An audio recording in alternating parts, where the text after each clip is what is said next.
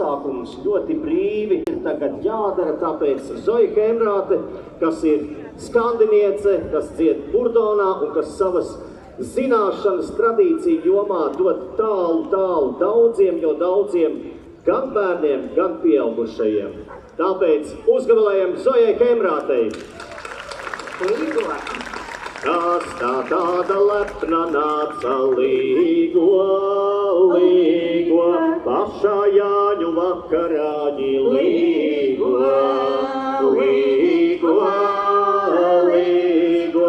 pašā Jāņu vakarāņi līgo, tā jau mūsu Jāņu māte līgo, diža skaista un ražena līgo,